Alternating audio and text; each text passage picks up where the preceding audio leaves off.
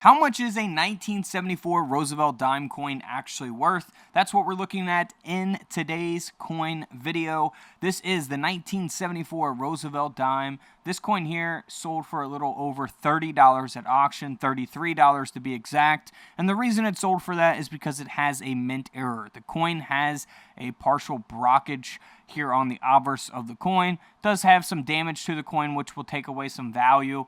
Of course, but if it was in much better condition, it would have sold for a lot more money, graded by Annex. This next coin here is graded by NGC. It's a 1974 dime that has a straight clip error.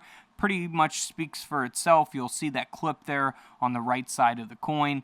Very obvious type of mint error, of course. So this coin ended up selling for $41 at auction. Now this next coin here sold for $940. It does not have any mint errors. The coin sold for that price because of its grade by PCGS. It is graded by PCGS at a mint state 67 with full bands. If you're not familiar with full bands, here's an example of what that is. You can pause the screen and see that designation that the coin grading companies will give your Roosevelt dimes when they grade those coins. So that will increase the value, and the mint state 67, of course, if there's not many of these dimes from 1974 at a mint state 67 grade with full bands, then that's what gives it value. That's why it's worth over $900. Now, moving on here to another 10-cent coin, 1974 D mint mark Roosevelt dime that has been double struck. Now, you'll see that second strike there is 90% off center.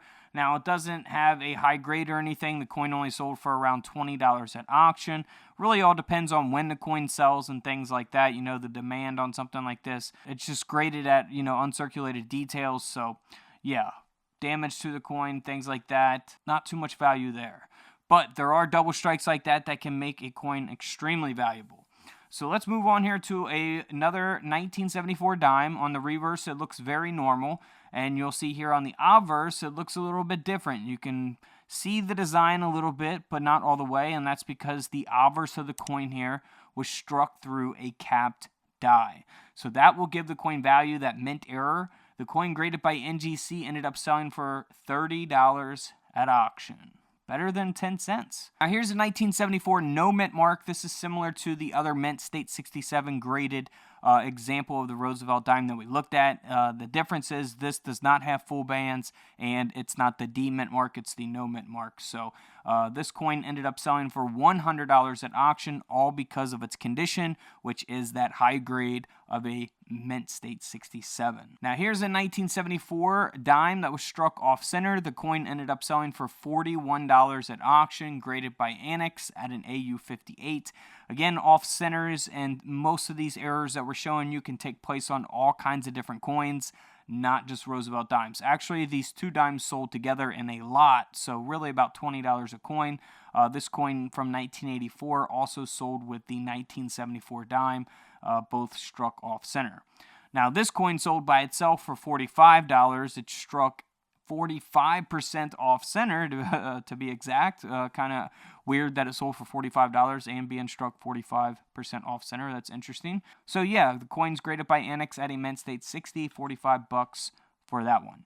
Now, we also have the proof coin from 1974, which you will see in your 1974 proof coin sets. This coin is graded at a perfect proof 70 deep cameo. You cannot get a higher grade than a 70 on the coin grading scale, and that's why the coin sold for $1,600 at the time in which it sold. So super valuable coin there. Let's move on to another coin that sold for $63 at auction, and that's because it was struck onto a sintered blank planchet. It only weighs 2.3 grams. You can see that copper coloration to it as a result of the mint error. And this coin, like I say, sold for $63 at auction. So if you guys have a 1974 dime, those are some mint errors that have sold in the past. And yeah, always check both sides of your coins because you never know what you might have. And don't forget to subscribe in the middle. Feel free to check out the videos to the left of me. And until tomorrow, I'll see you guys in the comment section below. This is Couch Collectibles, and this is where I disappear.